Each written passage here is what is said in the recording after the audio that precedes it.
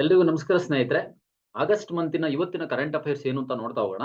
ಅದಕ್ಕಿಂತ ಮುಂಚೆ ನಮ್ಮ ಚಾನಲ್ಗೆ ಏನಾದ್ರು ಸಬ್ಸ್ಕ್ರೈಬ್ ಆಗಿಲ್ಲ ಅಂದ್ರೆ ಸಬ್ಸ್ಕ್ರೈಬ್ ಮಾಡ್ಕೊಳ್ಳಿ. ಮತ್ತೆ ಎಲ್ರಿಗೂ ಶೇರ್ ಮಾಡಿ ಮತ್ತೆ ಲೈಕ್ ಮಾಡಿ ವಿಡಿಯೋನ ಇಷ್ಟ ಆದ್ರೆ. ಸೊ ಇತ್ತೀಚೆಗೆ ನಾವು ಗಮನಿಸಿದ್ವಿ ಈ ತರದ ಕ್ವಶನ್ಸ್ ಗಳು ಇರುತ್ತೆ. ಸ್ಟೇಟ್ಮೆಂಟ್ಸ್ ಬೇಸ್ಡ್ ಕ್ವಶನ್ಸ್ ಗಳು ಕೂಡ ಈ ರೀತಿ ಮಾದರಿಯಲ್ಲೂ ಇರುತ್ತೆ. ಸೊ ಆದ್ರಿಂದ ಈ ರೀತಿ ಒಂದು ಕ್ವಶನ್ ನ ಪ್ರಿಪೇರ್ ಮಾಡಿದೀವಿ. ಸೊ ಹೇಳಿಕೆ ಒಂದರಲ್ಲಿ ಸ್ಟೇಟ್ಮೆಂಟ್ ಒಂದರಲ್ಲಿ ಏನಿರುತ್ತೆ, ಬಾಂಗ್ಲಾದೇಶದಲ್ಲಿ ಪದ್ಮಾ ಎಂದು ಕರೆಯಲ್ಪಡುವಂತಹ ಗಂಗಾ ನದಿಯು ಬಾಂಗ್ಲಾದೇಶದಲ್ಲಿ ಮಹಾನಂದ ಅಂತ ಕರೆಯಲ್ಪಡುವಂತಹ ತನ್ನ ಏಕೈಕ ಉಪನದಿಯನ್ನ ಹೊಂದಿದೆ ಅಂತ ಹೇಳ್ತಾ ಇದೆ. ಎರಡನೇದು ಹೇಳುತ್ತೆ, ಗಂಗಾ ನದಿಯು ಬಾಂಗ್ಲಾದೇಶದಲ್ಲಿ ಇಚಮತಿ, ನಬಗಂಗಾ ಮತ್ತು ಭೈರಬ್ನಂತಹ ವಿತರಕಗಳು ಅಂದ್ರೆ ಡಿಸ್ಟ್ರಿಬ್ಯೂಟರೀಸ್ ಅಂತ ಕರೀತಾರೆ, ಡಿಸ್ಟ್ರಿಬ್ಯೂಟರೀಸ್ ಅನ್ನ ಹೊಂದಿದೆ ಅಂತ ಹೇಳ್ತಾ ಇದೆ. ಸೊ ಟ್ರಿಬ್ಯೂಟರೀಸ್ ಅಂತಂದ್ರೆ ಸ್ಟ್ರೀಮ್ ಬಂದು ಮೈನ್ ರಿವರ್ ಸ್ಟ್ರೀಮಿಗೆ ಸೇರ್ಕೊಳ್ಳೋದು, ಅದನ್ನ ಟ್ರಿಬ್ಯೂಟರಿ ಅಂತಾರೆ. ಮೈನ್ ಸ್ಟ್ರೀಮ್ ಏನ್ ಹೋಗ್ತಾ ಇರುತ್ತೆ, ಮುಖ್ಯ ನದಿ ಏನ್ ಹೋಗ್ತಾ ಇರುತ್ತೆ, ಅದರಿಂದ ಡಿವೈಡ್ ಆಗುವಂತದನ್ನ ನಾವು ಹೊಸದಾಗಿ ಸೃಷ್ಟಿಯಾಗುವಂತದನ್ನ ನಾವು ಡಿಸ್ಟ್ರಿಬ್ಯೂಟರೀಸ್ ಅಂತ ಕರಿತೀವಿ. ಸೊ ಅದಕ್ಕೆ ಸಂಬಂಧಪಟ್ಟಂತೆ ನೋಡಿದಾಗ ಆಪ್ಷನ್ ಸಿ ಕರೆಕ್ಟ್ ಇದೆ. ಎರಡೂ ಹೇಳಿಕೆಗಳು ಸರಿ ಇದಾವೆ. ಯಾಕಂದ್ರೆ ಬಾಂಗ್ಲಾದೇಶದಲ್ಲಿ ಗಂಗಾ ನದಿಯನ್ನ ಪದ್ಮಾ ಅಂತ ಕರೀತಾರೆ. ಬಾಂಗ್ಲಾದೇಶದಲ್ಲಿ ಮಹಾನಂದ ಅಂತ ಒಂದು ನದಿ ಇದೆ, ಅದರ ಏಕೈಕ ಉಪನದಿ. ಯಾವುದರ ಉಪನದಿ ಅಂತಂದ್ರೆ ಪದ್ಮಾ ನದಿಯ ಉಪನದಿಯಾಗಿದೆ ಅನ್ನೋದು ಗಮನಾರ್ಹ. ಮತ್ತೆ ಅದಕ್ಕೆ ಇಚಮತಿ, ನಬಗಂಗಾ ಮತ್ತು ಭೈರಬ್ ಎನ್ನುವಂತಹ ನದಿಗಳಿದಾವಲ್ಲ, ಅವು ಡಿಸ್ಟ್ರಿಬ್ಯೂಟರಿಗಳಾಗಿ ಹೋಗುತ್ತೆ ಅಂತ ಹೇಳಿ ಗಮನಿಸಬಹುದು. ನೆಕ್ಸ್ಟ್ ಇದಕ್ಕೆ ಸಂಬಂಧಪಟ್ಟಂತೆ, ನದಿ ವ್ಯವಸ್ಥೆಗೆ ಸಂಬಂಧಪಟ್ಟಂತೆ ಇನ್ನೊಂದು ಪ್ರಶ್ನೆ ಇದೆ. ಟಿಬೆಟ್ ನಲ್ಲಿ ಹುಟ್ಟುವಂತಹ ಸಿಂಧೂ ನದಿಯು ಕಾಶ್ಮೀರದ ಮೂಲಕ ವಾಯುವ್ಯಕ್ಕೆ ಹರಿಯುತ್ತೆ ಮತ್ತು ಪಾಕಿಸ್ತಾನದ ಮೂಲಕ ಮುಂದುವರಿಯುತ್ತೆ ಮತ್ತು ಅಂತಿಮವಾಗಿ ಬಂಗಾಳ ಕೊಲ್ಲಿಗೆ ಸೇರ್ಕೊಳ್ಳುತ್ತೆ ಅಂತ ಹೇಳ್ತಾ ಇದೆ. ನೆಕ್ಸ್ಟ್ ಸ್ಟೇಟ್ಮೆಂಟ್ 2 ಹೇಳುತ್ತೆ, 1960 ನಲ್ಲಿ ಸಿಂಧೂ ಜಲ ಒಪ್ಪಂದ ಆಗುತ್ತೆ, ಸಿಂಧೂ ನದಿ ಒಪ್ಪಂದ ಆಗುತ್ತೆ. ಇಂಡಸ್ ವಾಟರ್ ಟ್ರೀಟಿ ಅಂತ ಕರಿತೀವಿ 1960 ನಲ್ಲಿ.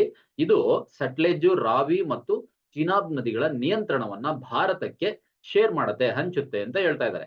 ಹಾಗಾದ್ರೆ ಇಲ್ಲಿ ಬಹಳ ಮುಖ್ಯವಾಗಿ ಟ್ರೀಟಿ ಏನಕ್ಕೆ ಸಂಬಂಧಪಟ್ಟಿದೆ ಅನ್ನೋದನ್ನ ನಾವು ಗಮನಿಸಿ ನೋಡ್ಕೊಳ್ಬೇಕು. ಸೊ ಇಲ್ಲಿ ಆಪ್ಷನ್ ಡಿ ಕರೆಕ್ಟ್ ಇದೆ. ಆಪ್ಷನ್ ಡಿ ಕರೆಕ್ಟ್ ಇದೆ. ಅಂದ್ರೆ ಹೇಳಿಕೆ 1, 2 ಎರಡೂ ಸರಿಯಲ್ಲ, ಅಥವಾ ಹೇಳಿಕೆ 1 ಸರಿಯಲ್ಲ ಅಥವಾ 2 ಸರಿಯಲ್ಲ. ಯಾಕೆ ಅಂತಂದ್ರೆ ಸಿಂಧೂ ನದಿ ಇದೆಯಲ್ಲ, ಅರಬ್ಬಿ ಸಮುದ್ರಕ್ಕೆ ಸೇರುತ್ತೆ ಹೊರತು ಬಂಗಾಳ ಕೊಲ್ಲಿಗಲ್ಲ. ಪಶ್ಚಿಮ ಬಂಗಾಳದ ಮೂಲಕ ಹೋಗುವಂತ ನಮ್ಮ ಗಂಗಾ ನದಿ ಆಗಿರ್ಬೋದು, ಮತ್ತೆ ಇತರೆ ಈಸ್ಟ್ ಫ್ಲೋಯಿಂಗ್ ರಿವರ್ಸ್ ಏನಿದಾವೆ ಅವು ಬಂಗಾಳ ಕೊಲ್ಲಿಗೆ ಸೇರ್ತವೆ. ಈ ವೆಸ್ಟ್ ಫ್ಲೋಯಿಂಗ್ ರಿವರ್ಸ್ ಎಲ್ಲ ಏನಿದಾವೆ ಅವೆಲ್ಲ ಅರಬ್ಬಿ ಸಮುದ್ರಕ್ಕೆ ಸೇರುವಂತಹ ನದಿಗಳಾಗಿರ್ತವೆ. ಹಾಗಾಗಿ ಬಂಗಾಳ ಕೊಲ್ಲಿ ಅಲ್ಲ, ಅದು ಅರಬ್ಬಿ ಸಮುದ್ರ ಅಂತ ಗಮನಿಸಬಹುದು. ನೆಕ್ಸ್ಟ್ ಎರಡನೇದು ಬಂದಾಗ, ಎರಡನೇ ಹೇಳಿಕೆನಲ್ಲಿ ಸ್ಟೇಟ್ಮೆಂಟ್ 2 ನಲ್ಲಿ ಸಿಂಧೂ ಜಲ ಒಪ್ಪಂದ ಇದೆಯಲ್ಲ, ಇದು ಸಟ್ಲೆಜ್, ರಾವಿ, ಚೀನಾಬ್ ನದಿ ಅಲ್ಲ. ಬಹಳ ಮುಖ್ಯವಾಗಿ ಬಿಯಾಸ್, ರಾವಿ ಮತ್ತು ಸಟ್ಲೆಜ್ ನದಿಗಳ ನಿಯಂತ್ರಣವನ್ನ ಭಾರತಕ್ಕೆ ಹಂಚುತ್ತೆ. ಚೀನಾಬ್ ನದಿ ಭಾರತಕ್ಕೆ ಹಂಚುತ್ತೆ. ಚೀನಾಬ್ ನದಿ ಅಲ್ಲ, ಚೀನಾಬ್ ನದಿ ಅಲ್ಲ. ಚೀನಾಬ್ ನದಿ ಏನಿದೆ ಅದು ಪಾಕಿಸ್ತಾನದ ನಿಯಂತ್ರಣಕ್ಕೆ ಬರುತ್ತೆ, ಭಾರತದ ನಿಯಂತ್ರಣಕ್ಕೆ ಬರೋದಿಲ್ಲ. ಚೀನಾಬ್ ಆಗಿರ್ಬೋದು, ಸಿಂಧೂ ನದಿ ಆಗಿರ್ಬೋದು, ಇವು ಪಾಕಿಸ್ತಾನದ ನಿಯಂತ್ರಣಕ್ಕೆ ಬರ್ತವೆ. ಸೊ ಯಾವ ವಿಚಾರವಾಗಿ ಇದು ಇತ್ತೀಚೆಗೆ ಸುದ್ದಿ ಆಗಿತ್ತು ಅಂತಂದ್ರೆ, ಬಾಂಗ್ಲಾದೇಶದಲ್ಲಿ ಪ್ರವಾಹ ಆಗ್ತಾ ಇದೆಯಲ್ಲ, ಬಾಂಗ್ಲಾದೇಶ ಇತ್ತೀಚೆಗೆ ತೀವ್ರ ಪ್ರವಾಹವನ್ನ ಅನುಭವಿಸ್ತಾ ಇದೆ. ಹಾಗಾಗಿ ಅವ್ರೇನಂತ ಆರೋಪ ಮಾಡ್ತಾರೆ, ಭಾರತದಲ್ಲಿ ತ್ರಿಪುರಾದಲ್ಲಿ ಒಂದು ಡ್ಯಾಮ್ ಇದೆ, ದುಂಬೂರ್ ಅಂತ ಒಂದು ಡ್ಯಾಮ್ ಇದೆ, ಈ ಡ್ಯಾಮ್ ನಿಂದ ನೀರು ಹುಟ್ಟಬಹುದು ಅಂತೇಳಿ ಅವರು ಊಹೆ ಮಾಡಿ ಆರೋಪ ಮಾಡ್ತಾರೆ. ಈ ಆತಂಕವನ್ನ ಪ್ರೇರೇಪಿಸ್ತಾರೆ ಅವರು. ಬಟ್ ಅದು ಆ ರೀತಿ ಆಗಿರೋದಿಲ್ಲ ಅಂತೇಳಿ ಭಾರತ ಕನ್ಫರ್ಮ್ ಮಾಡುತ್ತೆ. ಯಾಕೆ ಅಂತಂದ್ರೆ, ಅಣೆಕಟ್ಟಿನಿಂದ ನೀರ್ ಬಿಡೋದಕ್ಕಿಂತ ಹೆಚ್ಚಾಗಿ ನಮ್ ಡ್ಯಾಮ್ ಇಂದ, ದುಂಬೂರ್ ಡ್ಯಾಮ್ ಇಂದ ನೀರ್ ಬಿಡೋದಕ್ಕಿಂತ ಹೆಚ್ಚಾಗಿ ಭಾರತ ಮತ್ತು ಬಾಂಗ್ಲಾದೇಶದ ಮೂಲಕ ಹರಿಯುವಂತಹ ಗುಮ್ತಿ ನದಿ ಅಂತ ಏನಿದೆಯಲ್ಲ, ಗೋಮತಿ ಅಂತ ಕರೀತಾರೆ ಇದನ್ನ. ಗುಮ್ಟಿ ನದಿ ಅಂತಾರೆ, ಗೋಮತಿ ನದಿ ಅಂತ ಕರೀತಾರೆ. ಈ ಗೋಮತಿ ನದಿಯ ದೊಡ್ಡ ಜಲಾನಯನ ಪ್ರದೇಶಗಳಲ್ಲಿ ಭಾರಿ ಮಳೆ ಆಗಿದೆ. ಈ ಮಳೆ ಆಗಿರೋದ್ರಿಂದ ಪ್ರವಾಹ ಉಂಟಾಗಿದೆ ಹೊರತು ನಾವು ಡ್ಯಾಮ್ ಇಂದ ಬೇಕು ಅಂತ ನೀರ್ ಬಿಡ್ತಾ ಇಲ್ಲ ಅನ್ನುವಂತಹ ಕನ್ಫರ್ಮೇಶನ್ ಅನ್ನ ಭಾರತ ಸರ್ಕಾರ ಕೊಟ್ಟಿರೋದನ್ನ ಗಮನಿಸಬಹುದು. ಮತ್ತೆ ಈ ಇದಕ್ಕೆ ಸಂಬಂಧಪಟ್ಟಂತೆ ಈ ಗುಮ್ತಿ ನದಿ, ದುಂಬೂರ್ ಅಣೆಕಟ್ಟು ಮತ್ತು ದುಂಬೂರ್ ಸರೋವರದ ಪ್ರಮುಖವಾದಂತಹ ವಿಚಾರಗಳೇನಿದೆ ಅಂತಂದ್ರೆ, ಗುಮ್ತಿ ನದಿಯನ್ನ ತ್ರಿಪುರಾದಲ್ಲಿ ತ್ರಿಪುರಾದಲ್ಲಿ ಹುಟ್ಟುವಂಥದ್ದು. ಹಾಗಾದ್ರೆ ಇದೇ ತ್ರಿಪುರಾದಲ್ಲಿ ದುಂಬೂರ್ ಡ್ಯಾಮ್ ಇರುವಂತದ್ದು. ಇದೇ ದುಂಬೂರ್ ಡ್ಯಾಮು ಈ ಗೋಮತಿ ರಿವರ್ಗೆ ಇರುವಂತದ್ದು. ಇದನ್ನ ಗೋಮತಿ ಅಂತ ಕರೀತಾರೆ, ಗುಮತಿ ಅಂತ ಕರೀತಾರೆ, ಅಥವಾ ಗೋಮತಿ ಸೇರಿದಂತೆ ಹಲವಾರು ಹೆಸರುಗಳಿಂದ ಕರೆಯಲಾಗುತ್ತೆ ಅಂತೇಳಿ ಗಮನಿಸಬಹುದು.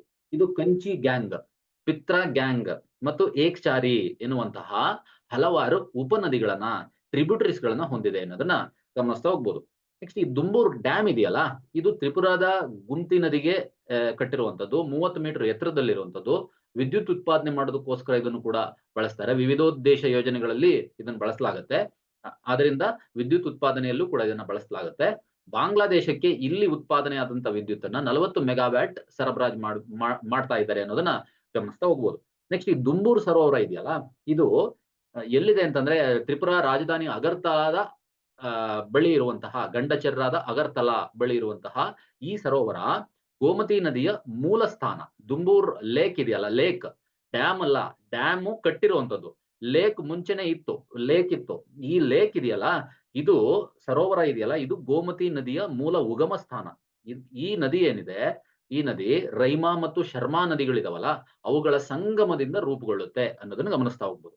ಸೊ ಇದು ವೈವಿಧ್ಯಮಯ ಮೀನು ಜಾತಿಗಳಿಗೆ, ಫಿಶ್ ಸ್ಪೀಸೀಸ್ಗಳು ಕಂಡು ಬರ್ತಾವೆ ಇಲ್ಲಿ. ವಾರ್ಷಿಕವಾಗಿ ಪೌಷ್ ಸಂಕ್ರಾಂತಿ ಮೇಳ ಅಂತ ಮಾಡ್ತಾರೆ. ಪೌಷ್ ಸಂಕ್ರಾಂತಿ ಮೇಳ ಅಂತ ತ್ರಿಪುರಾದಲ್ಲಿ ಮಾಡಲಾಗುತ್ತೆ. ಇದನ್ನ ಈ ಒಂದು ನದಿಯ ಸಾಂಪ್ರದಾಯಿಕ ಒಂದು ಮೇಳವಾಗಿ, ಈ ನದಿಯನ್ನ ಒಂದು ಸಾಂಪ್ರದಾಯಿಕ ಸಂಪರ್ಕದ ರೀತಿಯಲ್ಲಿ ಈ ಒಂದು ಮೇಳಕ್ಕೆ, ಹಬ್ಬಕ್ಕೆ ಬಳಸಲಾಗುತ್ತೆ ಅನ್ನೋದನ್ನ ಗಮನಿಸಬಹುದು. ಹಾಗಿದ್ರೆ ಪೌಷ್ ಸಂಕ್ರಾಂತಿ ಮೇಳ ಎಲ್ಲಿ ನಡೆಯುತ್ತೆ ಅಂತಂದ್ರೆ ತ್ರಿಪುರಾದಲ್ಲಿ ನಡೆಯುತ್ತೆ ಅನ್ನೋದನ್ನ ಗಮನಿಸ್ತಾ ಹೋಗ್ಬೇಕು ನಾವು. ಅದು ಕೂಡ ಒಂದು ಪಾಯಿಂಟ್ ಆಗಿರುತ್ತೆ. ನೆಕ್ಸ್ಟ್, ನೆರೆಯ ರಾಷ್ಟ್ರಗಳೊಂದಿಗೆ ಭಾರತ ಹಂಚಿಕೆ ಮಾಡ್ಕೊಂಡಿರುವಂತ ನದಿಗಳು ಯಾವ್ಯಾವುದು ಅಂತಂದ್ರೆ ಅದನ್ನ ಬ್ರೀಫ್ ಮಾಡ್ತಾ ಹೋದ್ರೆ, ಭಾರತ ಬಾಂಗ್ಲಾದೇಶ ಇದೆ. ಬಾಂಗ್ಲಾದೇಶದೊಂದಿಗೆ ಗಂಗಾ ನದಿ ಇದೆ, ತೀಸ್ತಾ ನದಿ ಇದೆ, ಬ್ರಹ್ಮಪುತ್ರದಂತ ನದಿ ಇದೆ. ಇವು 3 ಮಾತ್ರ ಗೊತ್ತು ನಮ್ಗೆ. ಆದ್ರೆ ಭಾರತ ಮತ್ತು ಬಾಂಗ್ಲಾದ ನಡುವೆ ಹಂಚಿಕೆ ಆಗಿರುವಂತ ನದಿಗಳು ಅರೌಂಡ್ 54 ನದಿಗಳನ್ನ ಒಳಗೊಂಡಿದೆ. ಯಾಕೆ ಅಂತಂದ್ರೆ ಸಂಪೂರ್ಣ ಈಶಾನ್ಯ ರಾಜ್ಯಗಳು ಸುತ್ತುವರೆದಿರೋದ್ರಿಂದ, ನದಿಗಳ ಉಗಮ ಸ್ಥಾನ ಆಗಿರೋದ್ರಿಂದ ಹೆಚ್ಚು ಕಡಿಮೆ 54 ನದಿಗಳು ಶೇರಿಂಗ್ ಆಗುತ್ತೆ ಭಾರತ ಮತ್ತು ಬಾಂಗ್ಲಾದೇಶಕ್ಕೆ ಅನ್ನೋದನ್ನ ಗಮನಿಸಬೇಕು.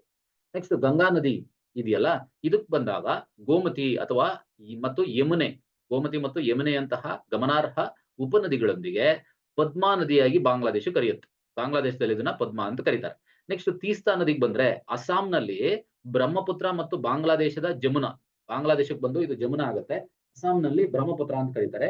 ಇದು ವಿಲೀನಗೊಳ್ಳೋದಕ್ಕಿಂತ ಮುಂಚೆ ಮೊದಲು ಸಿಕ್ಕಿಂ ಮತ್ತು ಪಶ್ಚಿಮ ಬಂಗಾಳದ ಮೂಲಕ ಹರಿತಾ ಹೋಗುತ್ತೆ.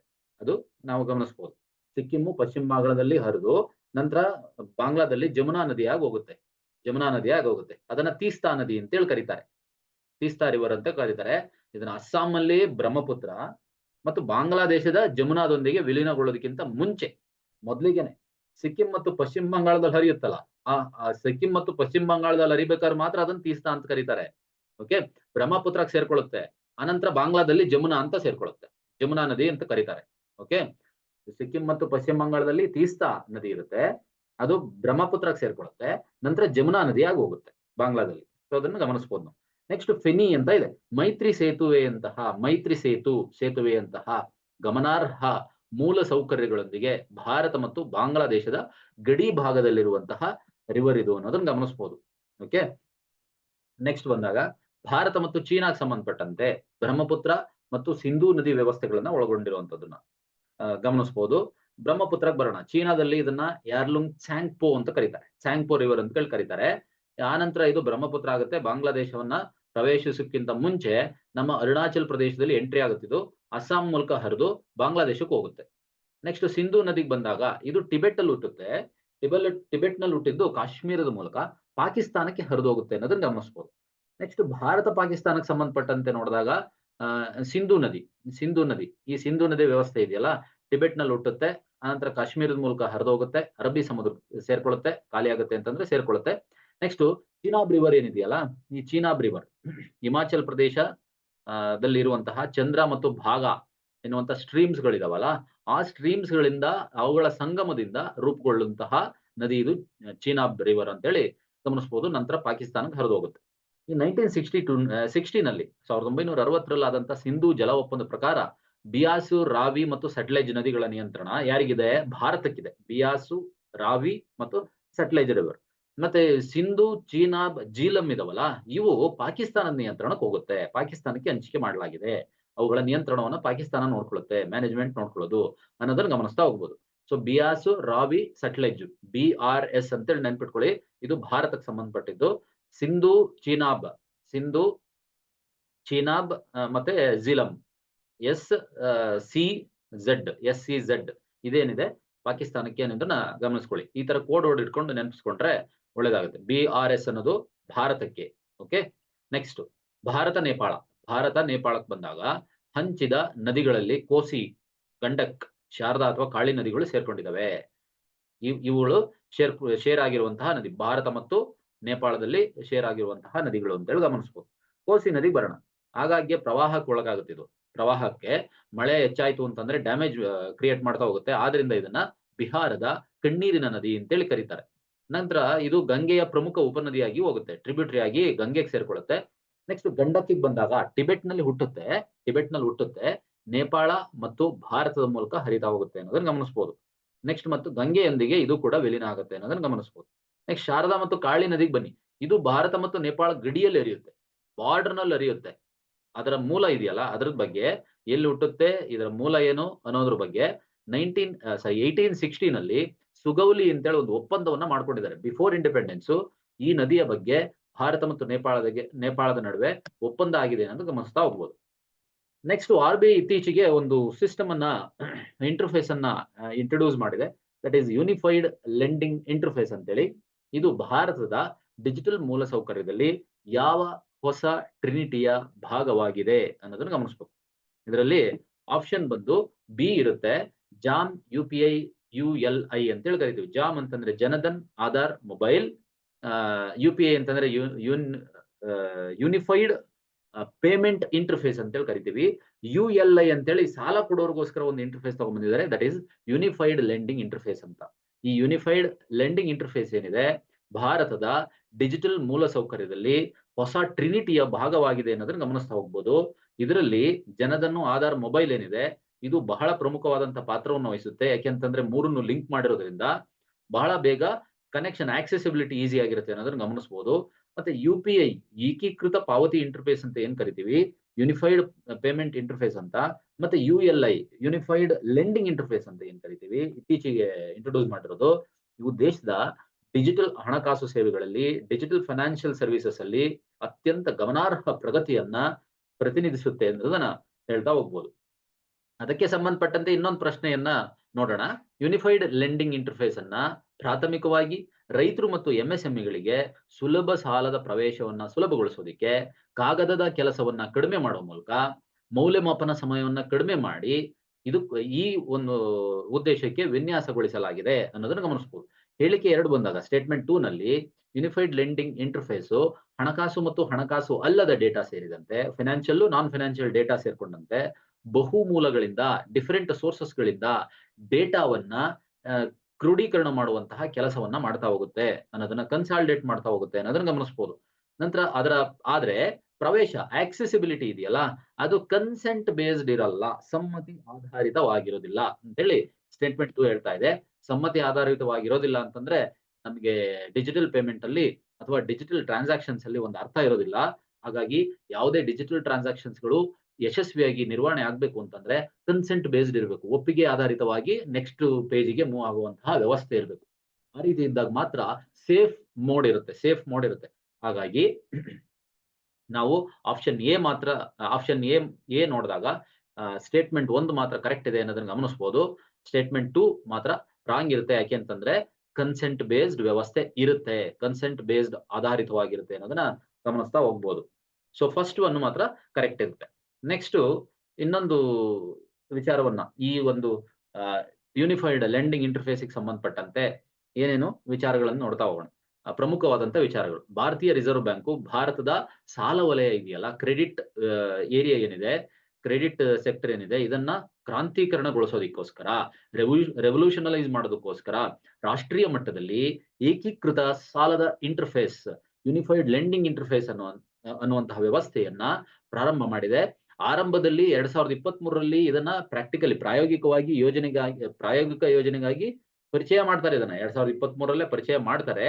ಇದನ್ನ ಪೈಲಟ್ ಪ್ರಾಜೆಕ್ಟ್ ಆಗಿ ಇಂಟ್ರೊಡ್ಯೂಸ್ ಮಾಡ್ತಾರೆ. ನೆಕ್ಸ್ಟ್ ULI ಏನಿದೆ, ದೇಶಾದ್ಯಂತ ಸಾಲ ನೀಡೋ ಪ್ರಕ್ರಿಯೆಯನ್ನ ಗಣನೀಯವಾಗಿ ಹೆಚ್ಚಿಸಲು ಸಿದ್ಧ ಮಾಡ್ಕೊಂಡಿದೆ ಅನ್ನೋದನ್ನ ಗಮನಿಸ್ತಾ ಹೋಗ್ಬೋದು. ಲೆಂಡಿಂಗ್ ಪ್ರೋಸೆಸ್ ಅನ್ನ ಹೆಚ್ಚು ಮಾಡೋದಕ್ಕೆ ಇದು ಸಹಾಯ ಮಾಡುತ್ತೆ ಅನ್ನೋದನ್ನ ಗಮನಿಸ್ತಾ ಹೋಗ್ಬೋದು. ಈ ಯೂನಿಫೈಡ್ ಲೆಂಡಿಂಗ್ ಇಂಟರ್ಫೇಸ್ ಇದೆಯಲ್ಲ, ಇದು ಸಾಲ ನೀಡುವ ಪ್ರಕ್ರಿಯೆಯನ್ನ ಸರಳಗೊಳಿಸೋದಕ್ಕೆ, ಸಿಂಪ್ಲಿಫೈ ಮಾಡೋದಕ್ಕೆ ಮತ್ತೆ ಸುಗಮಗೊಳಿಸೋದಕ್ಕೆ ವಿನ್ಯಾಸಗೊಳಿಸಲಾದಂತಹ ಡಿಜಿಟಲ್ ವೇದಿಕೆ ಆಗಿದೆ ಅನ್ನೋದನ್ನ ಗಮನಿಸಬಹುದು. ಇದು ವಿಶೇಷವಾಗಿ ಬಹಳ ಇಂಪಾರ್ಟೆಂಟ್ ನೋಡಿ. ಇದು ಯಾರನ್ನ ಟಾರ್ಗೆಟ್ ಮಾಡಿದ್ದಾರೆ ಅಂತಂದ್ರೆ ರೈತರಿಗೆ ಮತ್ತು ಸೂಕ್ಷ್ಮ, ಸಣ್ಣ ಮತ್ತು ಮಧ್ಯಮ ಉದ್ಯಮಗಳಿದಾವಲ್ಲ, MSMEಗಳು, ಇವರಿಗೆ ಸಾಲ ವ್ಯವಸ್ಥೆಗಳು ಸುಲಭವಾಗಿ ಆಕ್ಸೆಸಿಬಿಲಿಟಿ ಆಗ್ಬೇಕು ಅನ್ನೋ ಉದ್ದೇಶದಿಂದ ಯೂನಿಫೈಡ್ ಲೆಂಡಿಂಗ್ ಇಂಟರ್ಫೇಸ್ ಅನ್ನ ಜಾರಿ ತಂದಿದ್ದಾರೆ ಅನ್ನೋದನ್ನ ಗಮನಿಸಬಹುದು. ಇತರೆ ಫೀಚರ್ಸ್ ಗಳನ್ನ ನಾವು ನೋಡ್ತಾ ಹೋಗೋಣ ಸ್ವಲ್ಪ. ಈ ಸಮ್ಮತಿ ಆಧಾರಿತ ಡಿಜಿಟಲ್ ಪ್ರವೇಶ, ಕನ್ಸೆಂಟ್ ಬೇಸ್ಡ್ ಡಿಜಿಟಲ್ ಅಕ್ಸೆಸಿಬಿಲಿಟಿ ಇರುತ್ತೆ ಹೊರತು ಯಾವುದೇ ರೀತಿ ಅನ್ಸೇಫ್ ಮೋಡಲ್ ಇರೋದಿಲ್ಲ. ಅದು ಬಹಳ ಪ್ರಮುಖವಾದಂತ ವಿಚಾರ. ಸಾಲದಾತರು ಏನಿದ್ದಾರೆ ಸಮ್ಮತಿ ಆಧಾರಿತ ವ್ಯವಸ್ಥೆಯ ಮೂಲಕ ಭೂ ದಾಖಲೆಗಳನ್ನ ಒಳಗೊಂಡಂತೆ ಗ್ರಾಹಕರ ಹಣಕಾಸು ಮತ್ತು ಹಣಕಾಸು ಅಲ್ಲದ ಫೈನಾನ್ಷಿಯಲ್ ನಾನ್ ಫೈನಾನ್ಷಿಯಲ್ ಡೇಟಾವನ್ನ ಆಕ್ಸೆಸ್ ಮಾಡಿ ಅಬ್ಸರ್ವ್ ಮಾಡಿ ಆನಂತರ ಲೋನ್ ಕೊಡಬಹುದು ಅನ್ನೋದು ಬಹಳ ಪ್ರಮುಖವಾದಂತಹ ವಿಚಾರ. ನೆಕ್ಸ್ಟ್ ಸಾಮಾನ್ಯ ಮತ್ತು ಪ್ರಮಾಣಿತ ಎಪಿಐಗಳು ಅಂತ ಕರೀತಾರೆ. Common and standardised API. API ಅಂತಂದ್ರೆ ಅಪ್ಲಿಕೇಶನ್ ಪ್ರೋಗ್ರಾಮಿಂಗ್ ಇಂಟರ್ಫೇಸಸ್ ಅಂತ ಕರೀತಾರೆ. ಏನಂಗಂದ್ರೆ ಈ ನೋಡಿ, ಈ ಪ್ರಮಾಣೀಕೃತ ಅಪ್ಲಿಕೇಶನ್ ಪ್ರೋಗ್ರಾಮಿಂಗ್ ಇಂಟರ್ಫೇಸ್ಗಳು ಇದ್ದಾಗ, ಅವುಗಳನ್ನ ಒಳಗೊಂಡಿದ್ದಾಗ ಸೇಫೆಸ್ಟ್ ಮೋಡ್ ಇರುತ್ತೆ. ಸೇಫೆಸ್ಟ್ ಮೋಡ್ ಆಫ್ ಟ್ರಾನ್ಸಾಕ್ಷನ್ಸ್ ನಡೀತಾ ಹೋಗುತ್ತೆ. ಯಾಕೆ ಅಂತಂದ್ರೆ ಪ್ರೋಗ್ರಾಮಿಂಗ್ ಇಂಟರ್ಫೇಸ್ಗಳು ಸ್ಟ್ಯಾಂಡರ್ಡೈಸ್ಡ್ ಆಗಿದೆ ಅನ್ನೋದನ್ನ ಗಮನಿಸ್ತಾ ಹೋಗ್ಬೋದು ಪ್ರೋಗ್ರಾಮಿಂಗ್ ಇಂಟರ್ಫೇಸ್ಗಳು. ಆದ್ರಿಂದ ಪ್ಲಗ್ ಅಂಡ್ ಪ್ಲೇ ಮೆಥಡ್ ಅನ್ನ ಬಹಳ ಆ ಒಂದು ಅಪ್ರೋಚ್ ಅನ್ನ ಸುಲಭಗೊಳಿಸುತ್ತೆ ಅನ್ನೋದನ್ನ ಗಮನಿಸಬಹುದು. ಪ್ಲಗ್ ಅಂಡ್ ಪ್ಲೇ ಮೆಥಡ್ ಅಂತಂದ್ರೆ ಬಹುಬೇಗ ಸರಳವಾಗಿ ಸರಾಗವಾಗಿ ಸಾಲ ನೀಡುವಂತ ವ್ಯವಸ್ಥೆ ಇರುವಂತದ್ದು ಅನ್ನೋದನ್ನ ಗಮನಿಸ್ತಾ ಹೋಗ್ಬೋದು. ಅದನ್ನ ನಾವು ಪ್ಲಗ್ ಅಂಡ್ ಪ್ಲೇ ಮೆಥಡ್ ಅಂತೇಳಿ ಕರಿತೀವಿ. ತಾಂತ್ರಿಕ ಸಂಕೀರ್ಣತೆಗಳು ಕೂಡ ಕಡಿಮೆ ಆಗ್ತಾ ಹೋಗ್ತವೆ ಇದರಿಂದ. ಇಟ್ ರಿಡ್ಯೂಸಸ್ ಟೆಕ್ನಿಕಲ್ ಕಾಂಪ್ಲೆಕ್ಸಿಟೀಸ್ ಅಂತೇಳಿ ಕರಿತಾ ಹೋಗ್ತಾರೆ. ಸೊ ನೆಕ್ಸ್ಟ್, ಘರ್ಷಣೆ ಇಲ್ಲದ ಕ್ರೆಡಿಟ್ ಅಂದ್ರೆ ಫ್ರಿಕ್ಷನ್ಲೆಸ್ ಪ್ಲಾಟ್ಫಾರ್ಮ್ ಕಾಗದದ ಕೆಲಸವನ್ನ, ಈ ಪೇಪರ್ ವರ್ಕ್ ಗಳನ್ನ ಕಡಿಮೆ ಮಾಡುತ್ತೆ. ಮತ್ತೆ ಕ್ರೆಡಿಟ್ಗಾಗಿ ಮೌಲ್ಯಮಾಪನ ಸಮಯವನ್ನ ಕಡಿಮೆ ಮಾಡಲು ಗುರಿಯನ್ನ ಹೊಂದಿದೆ ಅನ್ನೋದನ್ನ ಗಮನಿಸಬಹುದು. ಮೌಲ್ಯಮಾಪನ ಸಮಯವನ್ನ ಇವ್ಯಾಲ್ಯೂಯೇಟ್ ಮಾಡೋದಕ್ಕೂ ಕೂಡ ಕಡಿಮೆ ಸಮಯದಲ್ಲಿ ಎಲ್ಲ ಮುಗಿದೋಗುತ್ತೆ. ವಿಶೇಷವಾಗಿ ಸಣ್ಣ ಮತ್ತು ಗ್ರಾಮೀಣ ಸಾಲಗಾರರಿಗೆ ಪ್ರಯೋಜನವನ್ನ ನೀಡುವಂತಹ ಉದ್ದೇಶ ಇದೆ. It benefits smaller and rural borrowers ಅನ್ನೋದನ್ನ ಗಮನಿಸ್ತಾ ಹೋಗ್ಬೋದು. ನೆಕ್ಸ್ಟ್, ಸೆಂಟ್ರಲೈಸ್ಡ್ ಡೇಟಾ ಆಕ್ಸೆಸ್ ಇದೆ. ಇದಕ್ಕೆ ಕೇಂದ್ರೀಕೃತ ಡೇಟಾ ಆಕ್ಸೆಸಿಬಿಲಿಟಿ ಇದೆ. ಈ ಯೂನಿಫೈಡ್ ಲೆಂಡಿಂಗ್ ಇಂಟರ್ಫೇಸ್ ಏನಿದೆ ಅನೇಕವಾದಂತಹ ಸೋರ್ಸ್ ಗಳಿಂದ ಡೇಟಾವನ್ನ ಏನ್ ಮಾಡುತ್ತೆ, ಕನ್ಸಾಲಿಡೇಟ್ ಮಾಡ್ತಾ ಹೋಗುತ್ತೆ. ಇದು ಈ ಮೂಲಕ ಏನಾಗುತ್ತೆ, ಸಾಲದಾತರಿಗೆ, ಸಾಲ ಕೊಡೋರಿಗೆ ಸುಲಭವಾಗಿ ಆಕ್ಸೆಸಿಬಿಲಿಟಿ ಸಿಗುತ್ತೆ. ಒಬ್ರು ಗ್ರಾಹಕರಿಗೆ ಲೋನ್ ಕೊಡೋದಕ್ಕೆ ಹೋದಾಗ ಈಸಿ ಆಕ್ಸೆಸಿಬಿಲಿಟಿ ಸಿಗುತ್ತೆ ಅನ್ನೋದು ಗಮನಾರ್ಹ. ಎಂತಹ ಡಿಫರೆಂಟ್ ಮೂಲಗಳಿಂದ ಬಂದಿದ್ರು ಕೂಡ ಸೋರ್ಸ್ ಗಳನ್ನ ಒಂದ್ ಕಡೆ ಕ್ರೋಢೀಕರಣ ಮಾಡಿಡುತ್ತೆ. ಆದ್ರಿಂದ ಇದನ್ನ ಸೆಂಟ್ರಲೈಸ್ಡ್ ಡೇಟಾ ಆಕ್ಸೆಸ್ ಅಂತೇಳಿ ಕರಿತಾ ಹೋಗ್ತೀವಿ. ನೆಕ್ಸ್ಟ್, ಫೋಕಸ್ಡ್ ಏರಿಯಾ ಏನು ಅಂತಂದ್ರೆ ನಾವು ಗಮನಿಸಿದ್ವಿ ಕಳೆದ ಕ್ವಶನ್ ನಲ್ಲಿ, ಕೃಷಿ ಮತ್ತು ಎಂಎಸ್ಎಂಇ ಗಳಂತಹ ಕ್ಷೇತ್ರಗಳಲ್ಲಿ ಸಾಲಕ್ಕಾಗಿ ಗಮನಾರ್ಹವಾದ ಬೇಡಿಕೆ ಇಲ್ಲದ ಬೇಡಿಕೆಯನ್ನ, ಅಂದ್ರೆ ಅನ್ಮೆಟ್ ಡಿಮಾಂಡ್ ಅಂತ ಕರಿತೀವಿ. ಯಾಕಪ್ಪ ಬೇಕು ಸಾಲ ಅಂತೇಳಿ ಸುಮ್ಮನೆ ಆಗ್ಬಿಟ್ಟಿರ್ತಾರೆ. ಆದ್ರೆ ಈಸಿ ಅಕ್ಸೆಸಿಬಿಲಿಟಿ ಸಿಗುತ್ತೆ ಅಂತ ಗೊತ್ತಾದಾಗ ಅವರು ಕೂಡ ಬೇಡಿಕೆ ಇಲ್ಲದ ಬೇಡಿಕೆಯನ್ನ ಈ ಒಂದು ಯೂನಿಫೈಡ್ ಲೆಂಡಿಂಗ್ ಇಂಟರ್ಫೇಸ್ ಅಲ್ಲಿ ಸೃಷ್ಟಿ ಮಾಡ್ತಾ ಹೋಗ್ಬೋದು ಅನ್ನೋದು ಗಮನಾರ್ಹವಾದಂತಹ ವಿಚಾರ. ನೆಕ್ಸ್ಟ್, ಡಿಜಿಟಲ್ ಉಪಕ್ರಮಗಳಿಗೆ ಸಂಬಂಧಿಸಿದಂತೆ ಈ ಜಾಮ್, UPI, ULI ಇದೆಯಲ್ಲ, ಇದು ನಮ್ಗೆ ಗೊತ್ತಿದೆ. ಜನಧನ್, ಆಧಾರ್, ಮೊಬೈಲ್ ಅಂತ. UPI ಅಂತಂದ್ರೆ ಯೂನಿಫೈಡ್ ಪೇಮೆಂಟ್ ಇಂಟರ್ಫೇಸ್ ಅಂತೇಳಿ, ULI ಅಂತಂದ್ರೆ ಯೂನಿಫೈಡ್ ಲೆಂಡಿಂಗ್ ಇಂಟರ್ಫೇಸ್ ಅಂತ. ಇದು ಈ ಇಂಟರ್ಫೇಸ್ ನ ನ್ಯೂ ಟ್ರಿನಿಗೆ ಸೇರ್ಕೊಂಡಿದೆ ಅನ್ನೋದನ್ನ ಗಮನಿಸಬಹುದು. ಇದು ಹಣಕಾಸಿನ ಒಳಗೊಳ್ಳುವಿಕೆ ಅಂದ್ರೆ ಫೈನಾನ್ಷಿಯಲ್ ಇನ್ಕ್ಲೂಷನ್ ಇದೆಯಲ್ಲ, ಜನರ ಫೈನಾನ್ಷಿಯಲ್ ಇನ್ಕ್ಲೂಷನ್ ಅದನ್ನ ಹೆಚ್ಚಿಸುವಂತ ಗುರಿಯನ್ನ ಹೊಂದಿರುವಂತಹ ಭಾರತದ ಡಿಜಿಟಲ್ ಮೂಲಸೌಕರ್ಯದಲ್ಲಿ ಅತ್ಯಂತ ಪ್ರಮುಖವಾದಂತಹ ಜಿಗಿತವನ್ನ ಲೀಪ್ ಫಾರ್ವರ್ಡ್ ಆಗೋದನ್ನ ಗುರುತಿಸ್ತಾ ಹೋಗುತ್ತೆ ಅನ್ನೋದನ್ನ ಗಮನಿಸಬಹುದು. ನೆಕ್ಸ್ಟ್ ಬಂದಾಗ, ಭಾರತದಲ್ಲಿ ಇತರೆ ಸಾಲ ನೀಡುವಂತಹ ವೇದಿಕೆಗಳು ಯಾವ್ಯಾವ ಹಾಗಾದ್ರೆ, ULI ಬಿಟ್ರೆ ಇತರೆ ವೇದಿಕೆಗಳು, ಪ್ಲಾಟ್ಫಾರ್ಮ್ಸ್ ಗಳು ಯಾವ್ಯಾವ ಇದಾವೆ ಅಂತಂದ್ರೆ PCR ಇದೆ, ಸಾರ್ವಜನಿಕ ಕ್ರೆಡಿಟ್ ರಿಜಿಸ್ಟ್ರಿ. ಇವ್ರೇನ್ ಮಾಡ್ತಾರೆ, ಸಮಗ್ರ ಕ್ರೆಡಿಟ್ ಮಾಹಿತಿಯನ್ನ ಸಂಗ್ರಹಣೆ ಮಾಡ್ತಾರೆ. ಕೇಂದ್ರ ಡೇಟಾಬೇಸು ಕ್ರೆಡಿಟ್ ಅರ್ಹತೆಯನ್ನ, ಈ ಒಬ್ಬನಿಗೆ ಸಾಲ ಕೊಡಬೇಕು ಅಂದ್ರೆ ಅರ್ಹತೆಯನ್ನ ನಿರ್ಣಯ ಮಾಡೋದಕ್ಕೆ ಮತ್ತು ಮಾಹಿತಿ ಅಸಿಮಿಟ್ರಿಯನ್ನ ಕಡಿಮೆ ಮಾಡೋದಕ್ಕೆ ಸಾಲದಾತರಿಗೆ ಸಹಾಯ ಮಾಡ್ತಾ ಹೋಗುತ್ತೆ ಈ ಒಂದು ಏಜೆನ್ಸಿ ಅಥವಾ ಪ್ಲಾಟ್ಫಾರ್ಮ್ ಅನ್ನೋದನ್ನ ಗಮನಿಸಬಹುದು.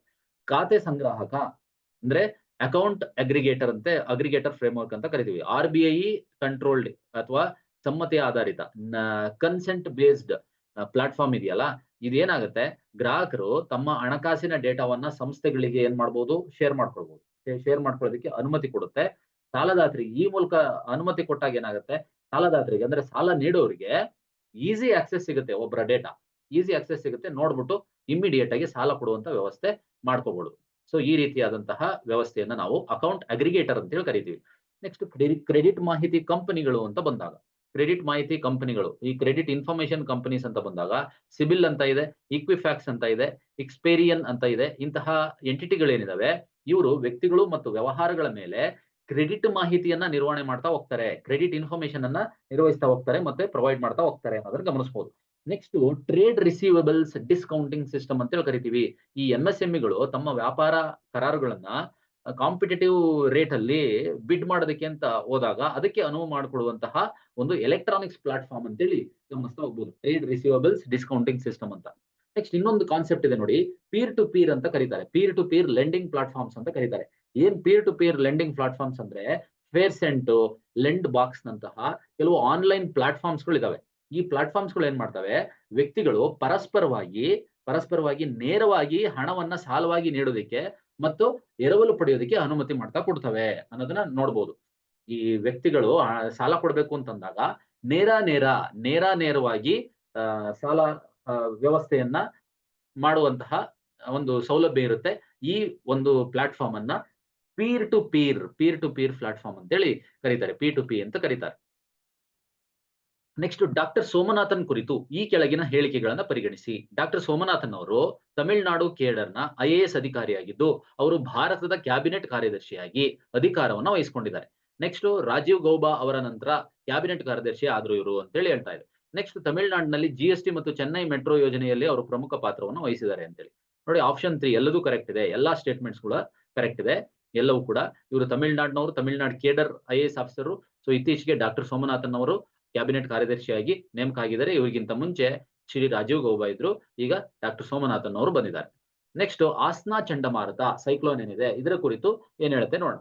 ಆಸ್ನಾ ಚಂಡಮಾರುತ ಈಶಾನ್ಯ ಅರಬ್ಬಿ ಸಮುದ್ರದಲ್ಲಿ ಆಳವಾದ ವಾಯುಭಾರ ಕುಸಿತ ಅಭಿವೃದ್ಧಿ ಹೊಂದುವಂತಹ ನಿರೀಕ್ಷೆ ಇದೆ.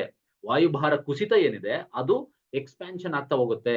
ಆ ಡೀಪ್ ಡಿಪ್ರೆಷನ್ ಏನಿದೆ ಅದು ಡೆವಲಪ್ ಆಗ್ತಾ ಹೋಗುತ್ತೆ ಅನ್ನೋದನ್ನ ಹೇಳ್ತಾ ಇದೆ. ನೆಕ್ಸ್ಟ್ ಚಂಡಮಾರುತ ಕಚ್ ಪ್ರದೇಶದ ಕಡೆಗೆ ಮತ್ತು ಸಂಭಾವ್ಯವಾಗಿ ಪಾಕಿಸ್ತಾನದ ಕಡೆಗೆ ಚಲಿಸುವಂತ ನಿರೀಕ್ಷೆ ಇದೆ ಅಂತ ಹೇಳುತ್ತೆ. ಥರ್ಡ್ ಒನ್ ಬಂದಾಗ ಚಂಡಮಾರುತದಿಂದ ಭಾರಿ ಮಳೆ ದಾಖಲಾಗಿದೆ, ಹಾಗಾಗಿ ಮಾಂಡವಿಯಲ್ಲಿ ಅತಿ ಹೆಚ್ಚು 217 ಮಿಲಿಮೀಟರ್ ಮಳೆ ಆಗಿ ಹೋಗ್ಬಿಟ್ಟಿದೆ ಅಂತೇಳಿ ಹೇಳ್ತಾ ಇದ್ದಾರೆ. ನೆಕ್ಸ್ಟ್ ಆಪ್ಷನ್ ಬಂದಾಗ 1 and 2 ಮಾತ್ರ ಕರೆಕ್ಟ್.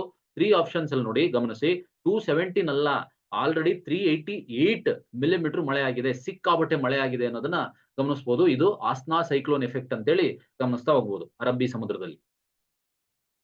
ನೆಕ್ಸ್ಟ್ ಕ್ರಿಪ್ಟೋ ಕರೆನ್ಸಿ ಮತ್ತು ಬ್ಲಾಕ್ ಚೈನ್ ಟೆಕ್ನಾಲಜಿ ಕುರಿತು ಈ ಕೆಳಗಿನ ಯಾವ ಹೇಳಿಕೆಗಳು ನಿಜ ಆಗಿದಾವೆ.